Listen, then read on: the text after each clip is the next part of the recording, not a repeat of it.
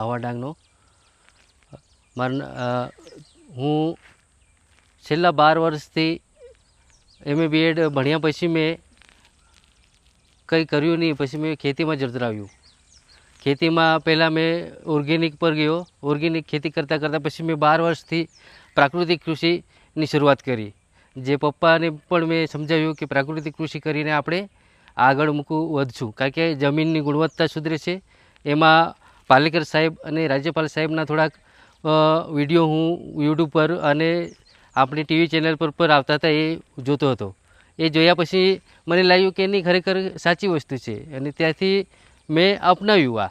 અને મેં પણ આ પ્રાકૃતિક રીતે કેવી રીતે કરવાનું, કારણ કે આ આખું પ્રકૃતિમાં જ આપણે રહીએ છીએ અને પ્રકૃતિ સાથે જ સંબંધ આપણો પહેલેથી છે.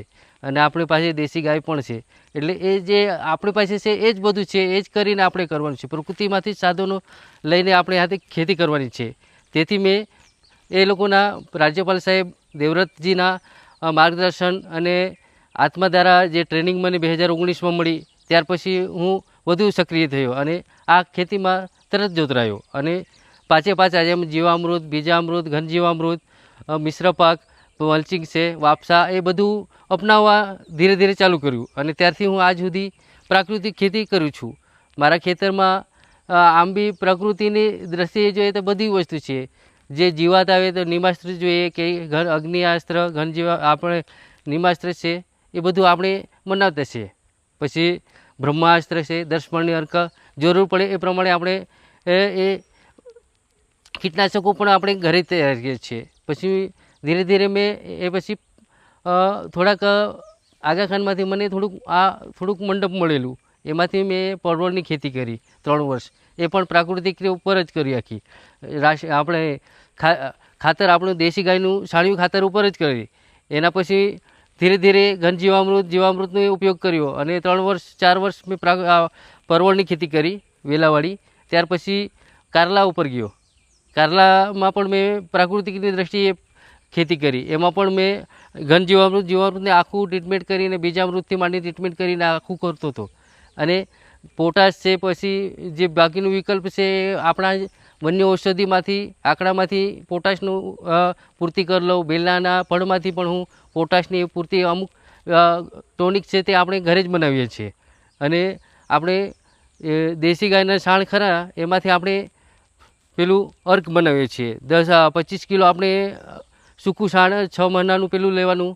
એમાંથી પછી એક પીપમાં નાખીને એમાં પાણી ભરીને થોડુંક ગોળ નાખીને જે અર્ક નીકળે એ અર્ક આપણે ટોનિક તરીકે ઉપયોગ કરી શકીએ છીએ.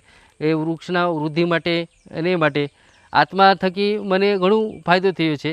એના દ્વારા અમુક 2019ની ટ્રેનિંગ મળી, એના પછી વધારે સક્રિય થયો અને વધારે માહિતી મળી. અને પછી પ્રાકૃતિક આપણે હરિયાણાની મુલાકાત લીધી, રાજ્યપાલ સાહેબના ખેતરની. એ જોયા પછી બમણો ઉત્સાહ થયોથી મેં આ પ્રાકૃતિક ખેતી કરવાનો પ્રયત્ન કર્યો. અને આજે બધા જ ઘરના સભ્યો એ માટે સહકાર મને આપી રહ્યા છીએ. અને એ રીતે હું પ્રાકૃતિક ખેતી કરું છું. જરૂર પડે એટલું ઘનજીવામૃત બી નાખું છું, જીવામૃત બી નાખું છું એમાં. અને બીજ પર ટ્રીટમેન્ટ આપ્યા પછી જ બધું આખી પ્રોસેસ ચાલુ થાય છે મારી. અને તે દ્વારા મને ઘણું સારું ઉત્પાદન મળે છે, કારણ કે હું ઝેરમુક્ત ખેતી કરી રહ્યો છું. મારું અનાજ મારા છોકરાઓથી માંડીને ઘરના બધા ખાતરયુક્ત પેલું ઝેરયુક્ત ખોરાક ખાઈને તંદુરસ્ત છે. વધારે આપણે પેલું એ થઈ શકે નહીં, શરીર ઉપર અસર નહીં થાય. અને બીજા પણ આપણા પાસેથી જે અનાજ કઠોળ લે એ લોકોને પણ સારું ખાવાનું મળે. એ આપણો હેતુ છે કે પ્રાકૃતિક ખેતીથી આપણે આજે આ મુહિમ રાજ્યપાલ શ્રી સાહેબે કરી છે, એને આગળ વધારવાનું કામ આપણે કરવાનું છે. આ એક યજ્ઞ છે, એમાં એ આહુતિ આપવાનું કામ કરવાનું છે. આપણે હવનમાં એ જ કામ કરવાનું છે. ને એમ બી હું પછી આત્મા દ્વારા માસ્ટર ટ્રેનર તરીકે 3 વર્ષની કામગીરી કરી. ગામડે જઈને કામગીરી કરી રહ્યો હતો.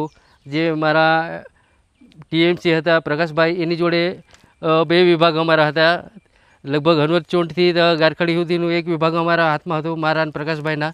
આ ગામડે જઈને લોકોને પ્રાકૃતિક માટે જાગૃતિ કરવા માટે અમે પ્રયત્ન કરી રહ્યા છીએ એ લોકોને. ત્યાર પછી હમણાં જે ટ્રેનરો કર્યા, CRP તરીકે પણ હું કામગીરી બજાવી રહ્યો છું. એમાં બી 3 પંચાયતમાં હું જઈ રહ્યો છું. ત્યાં ઘન જીવામૃત, ને બીજામૃત ને એ બધું સમજણ આપીને એ લોકોને ખેડૂતોને કરવા માટે પ્રોત્સાહન કરી રહ્યા છીએ. અને ઘણા ખેડૂતોએ ઘનજીવામૃત બનાવીને આ વખતે ખેતરમાં ઉપયોગ કરવાની શરૂઆત કરી છે. એ દ્વારા આ પ્રાકૃતિક કૃષિનો વેગ મળે અને સારું વધારે ખેડૂતો એમાં જોતરાય એ માટે આપણે કટિબદ્ધ છીએ. કારણ કે પ્રકૃતિની જોડે જ રહીશું તો જ આપણું જીવન શક્ય છે. નહીં તો આપણે પ્રકૃતિથી વળગ્યા થઈશું તો પ્રકૃતિ આપણને નુકસાન કરશે. એટલે એ માટે આપણે બધાને સાથે લઈને ચાલવાનું છે. કારણ કે પ્રકૃતિ થકી જ આપણું બધું સંભવ છે.